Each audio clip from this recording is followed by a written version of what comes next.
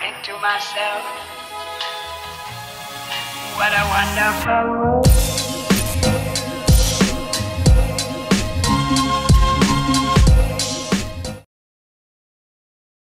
Halo semuanya, selamat datang kembali di Story Film. Kali ini kita akan membahas film yang gak kalah seru, berjudul Exam, yang dirilis pada tahun 2009. Bercerita tentang 8 kandidat yang diundang untuk mengikuti tahap akhir dari proses rekrutmen perusahaan misterius.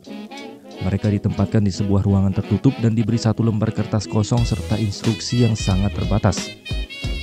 Inti dari film ini berfokus pada bagaimana para kandidat menghadapi situasi penuh tekanan dan teka-teki, serta bagaimana sifat asli mereka muncul ketika dihadapkan pada rasa takut, ambisi, dan ketidakpastian. Penasaran? Oke lah, mending kita langsung aja masuk ke alur filmnya. Enjoy the video.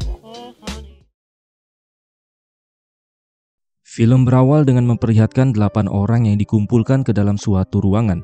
Masing-masing dari mereka sama sekali tidak mengenal satu sama lain. Mereka berpakaian rapi dan siap untuk menjalani tes lamaran pekerjaan di salah satu perusahaan. Setelah semua peserta duduk, seorang manajer datang untuk memberikan penjelasan kepada mereka semua. Manajer itu berkata bahwa mereka yang berada di dalam ruangan ini telah mengikuti semua ujian dengan sangat berat. Dan inilah ujian terakhir yang harus mereka selesaikan sebelum diterima sebagai pegawai di perusahaan ini. Masing-masing dari mereka diberi satu lembar kertas dan satu pensil. Si manajer atau si penjaga juga memberitahukan peraturan yang tidak boleh mereka langgar, yaitu mereka tidak boleh merusak kertas, tidak boleh berbicara dengan penjaga maupun berusaha berkomunikasi dengan penjaga via CCTV yang siap untuk merekam segala aktivitas mereka. 8 kandidat itu diberi waktu selama 80 menit untuk mencari jawaban dari pertanyaan yang sebenarnya tidak ada. Any questions? Di sini semua kandidat mulai kebingungan. Dan pada saat waktu telah dimulai, manajer itu pun meninggalkan ruangan. Sementara semua para kandidat terdiam dan berusaha untuk saling mengamati satu sama lain, hingga menunggu ada yang bergerak. Namun tiba-tiba seorang wanita keturunan Chinese menulis sesuatu di kertas tersebut. Ketika pergerakannya tertangkap oleh kamera CCTV, tidak lama kemudian para penjaga pun langsung membawanya keluar begitu saja. Setelah melihat apa yang terjadi, barulah ketujuh orang yang tersisa mulai mengerti. Mereka berdiskusi mencari apa yang boleh dilakukan dan apa yang tidak boleh dilakukan. No. 74 minutes left. Lalu seorang pria berdiri memastikan jika semuanya baik-baik saja. Dan benar, tidak ada pergerakan dari penjaga. Karena mereka tidak mengenal satu sama lain, akhirnya pria berkulit putih itu pun mulai menyematkan panggilan untuk setiap orang. Black dengan kulit hitam, brown dengan kulit coklat, white dengan kulit putih, blonde dengan warna rambut pirang, brunette dengan warna rambut kecoklatan, dark dengan warna rambut hitam, dan deaf karena dia sama sekali tidak mau berbicara. Semua orang pun setuju untuk menggunakan nama panggilan tersebut. Kemudian mereka berusaha bekerja sama untuk mencari tahu apa yang bisa mereka lakukan. Setiap percobaan mereka lakukan dengan sangat hati-hati, karena mereka khawatir jika penjaga tiba-tiba menangkap mereka dan mengeluarkannya dari ruangan. Percobaan pertama adalah ketika White dan Brunette memiliki ide untuk mencoba menyinari masing-masing kertas mereka ke cahaya yang berada di ruangan. Karena mereka berpikir bisa saja terdapat sebuah tinta yang telah dimodifikasi, sehingga hanya bisa terlihat jika kertasnya terpapar oleh cahaya. Mereka pun mulai mencobanya, tapi tidak membuahkan hasil. Bahkan kertas milik Dev malah tidak berfungsi sama sekali.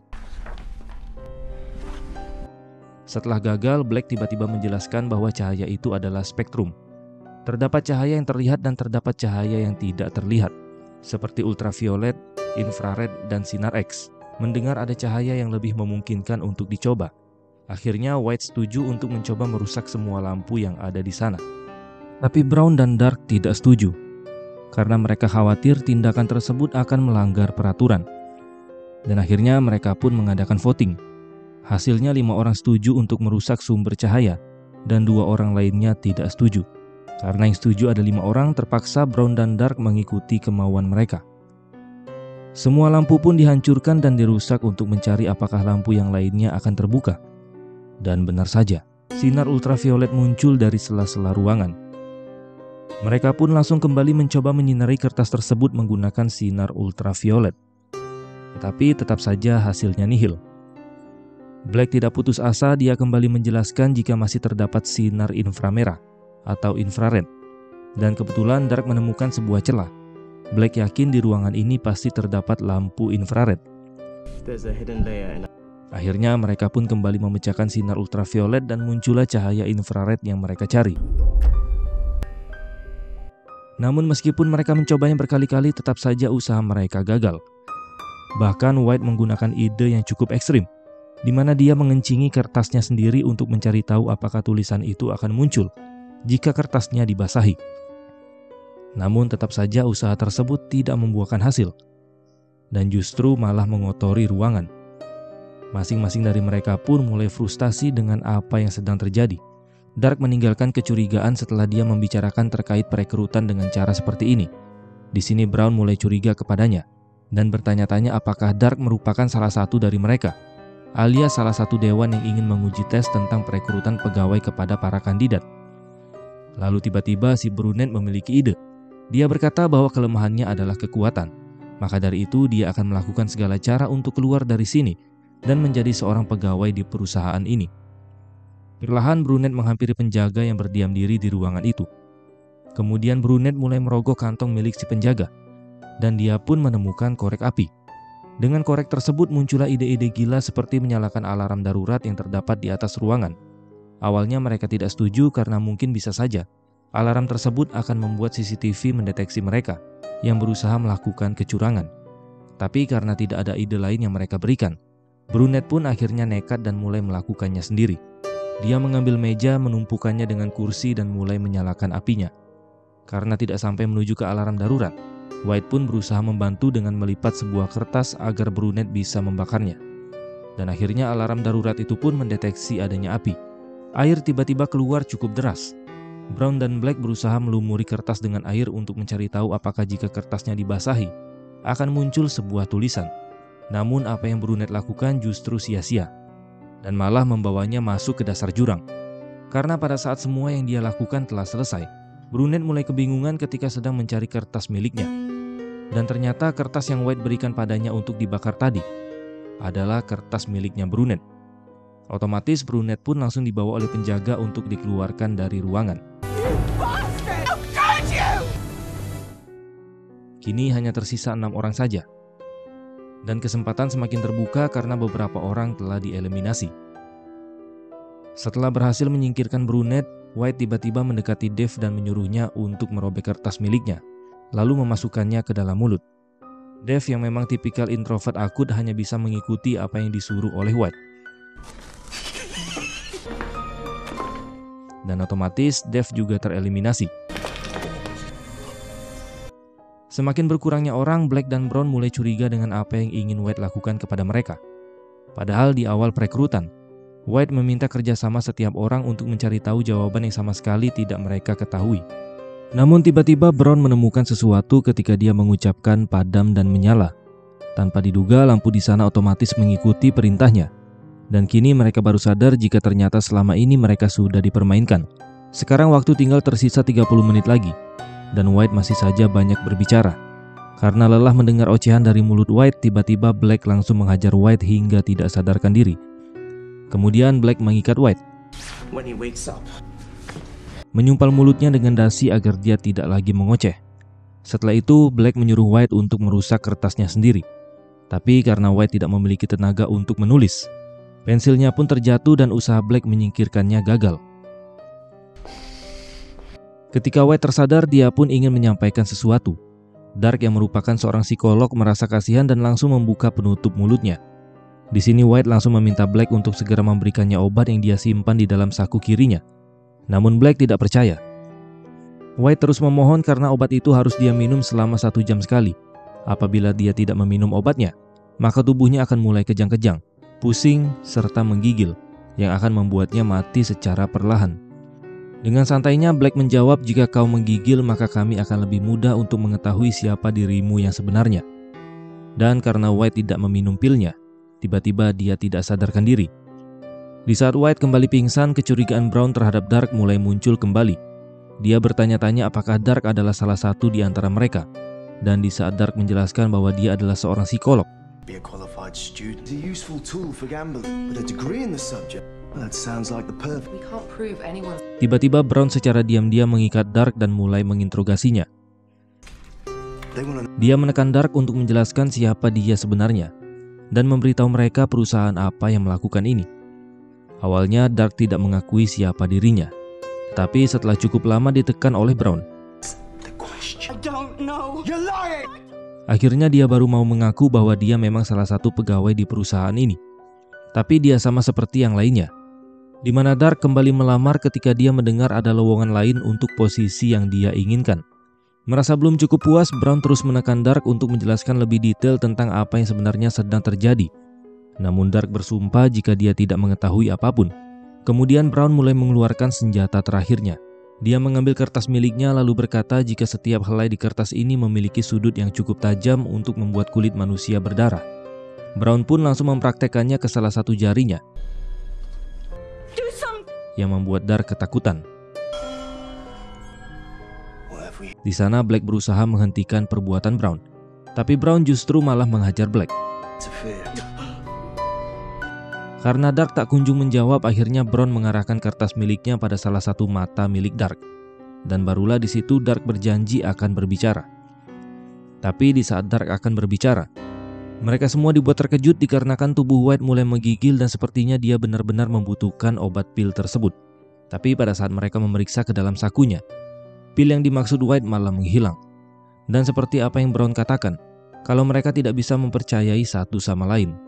Maka dari itu Brown menyuruh mereka untuk saling menggeledah satu sama lain. Dan setelah dicek ternyata semuanya aman. Bahkan Brown juga tidak menyembunyikan sesuatu. Tapi untungnya si Dark ini lumayan pinter. Dia mengecek di bawah meja Brown dan berhasil menemukan pil tersebut. No. Di sini Brown beralasan jika White pantas mati. Dengan cepat Dark berusaha memasukkan pil tersebut ke mulut White, namun langsung dicegah oleh Brown, yang membuat pil miliknya terjatuh ke dalam saluran air.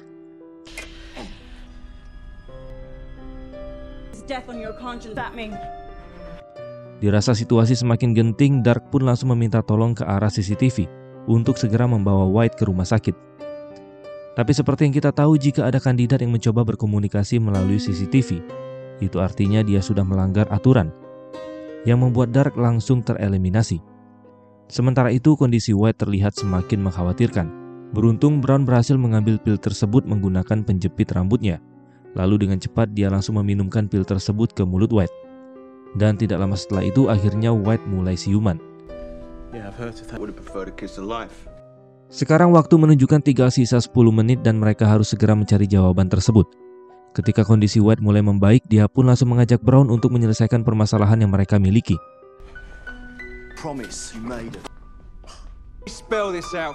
Kemudian White membuka dasi yang terikat pada lehernya dan berkata jika kini dia sudah tidak lagi membutuhkan bantuan mereka, karena dia telah mengetahui apa yang dia butuhkan. Kemudian White menoleh ke arah penjaga dan berniat ingin mengambil pistol milik si penjaga.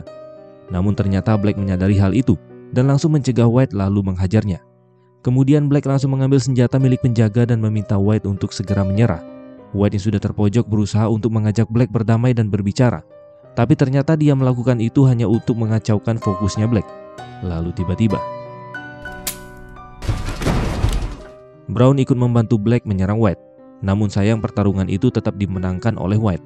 Ketika White berniat membunuh mereka, dia baru sadar jika pistol tersebut membutuhkan sidik jari milik penjaga. Dan tanpa basa-basi, dia pun langsung mengambil tangan penjaga dan menempatkan sidik jarinya ke pistol tersebut. Karena tidak ingin mati sia-sia, Brown lebih memilih menyerah dan mengundurkan diri.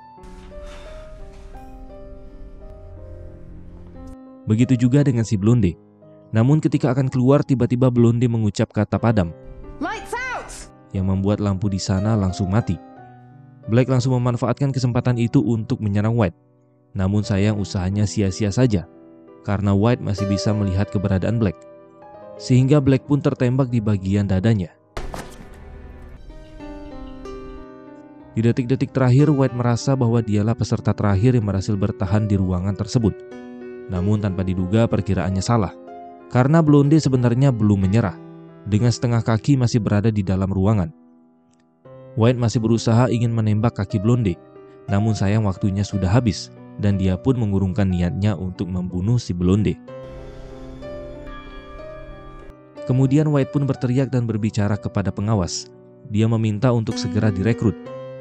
Dia tahu perusahaan ini sangat membutuhkan orang seperti dirinya yang sudah melakukan banyak hal. Tapi ternyata waktu belumlah habis. Masih tersisa beberapa detik lagi. Dan hitungan detik tersebut tidak terlihat di timer ruangan ujian.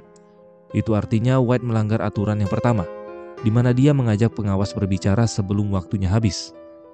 Dan akhirnya White pun didiskualifikasi. Si Blonde masih bingung dengan apa yang terjadi. Lalu dia melihat kacamata milik Dev yang terjatuh di lantai. Blonde pun mengingat perkataan Dev yang berkata, terlihat dengan jelas. Dia pun mengambil kacamata dan pecahan kaca untuk melihat kertas ujiannya. Di sana terlihat dengan jelas dari kacamata Dev, jika di kertas ujian tersebut ada tulisan question 1 yang sangat kecil, yang membuat Blonde kembali kebingungan. Lalu tiba-tiba Dev bersama si manajer kembali masuk ke ruangan itu.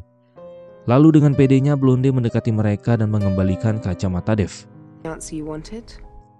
Kemudian dia berkata, tidak. No. Itu adalah jawaban dari pertanyaan yang pertama kali si manajer tanyakan. Di mana pertanyaan yang sebenarnya adalah pertanyaan si manajer ketika selesai membacakan peraturan di awal. Rules in here are our rules. Any questions? Di sana juga terungkap jika sebenarnya Dev adalah pendiri dari perusahaan ini. Dan Dev menggunakan CEO palsu untuk menghadapi media 10 tahun yang lalu. Pantas aja semua kandidat nggak ada yang ngenalin Dev. Karena Dev orangnya introvert dan gak suka ketenaran. Terus Blonde bertanya apakah pada ujian ini diperbolehkan untuk saling membunuh. Lalu si manajer berkata jika tidak ada yang terbunuh dalam ujian ini. Sebenarnya si Black masih hidup. Karena mereka sudah mengganti peluru pistol menggunakan pil regenerasi sel super cepat. Itu artinya sebentar lagi Black akan segera pulih. Dan ujian ini bertujuan untuk melihat bagaimana karakter dari setiap kandidat. Si manajer juga berkata produk seperti regenerasi sel super cepat dan produk langkah lainnya akan sangat berbahaya jika jatuh ke tangan yang salah. Dan mereka membutuhkan karyawan yang dapat dipercaya, bijak, pendengar yang baik, perhatian ke detail-detail yang kecil, dan memiliki empati terhadap sesama. Dan semua karakter itu ada pada diri Blonde. Terakhir, Blonde pun mengajak Dev bersalaman, sebagai tanda jika dia siap dan mau bergabung di perusahaan ini. Dan film pun selesai. Ending yang sangat menjebak. Ternyata ujian ini lebih ke tentang karakter dan kecerdasan sosial dibanding pengetahuan teknis. Mereka boleh aja pinter dan ahli dalam memecahkan suatu masalah. Tapi kalau nggak ada adab dan tidak ada empati terhadap sesama, semua itu percuma saja. Saya lebih setuju ujian atau persyaratan masuk kerja ya seperti ini, dibanding harus mementingkan good looking. Percuma aja kalau ganteng atau cantik, tapi nggak punya otak. Oke teman-teman, mungkin ini aja yang bisa kita bahas pada kesempatan kali ini. Terima kasih sudah menonton dan sampai jumpa di next video.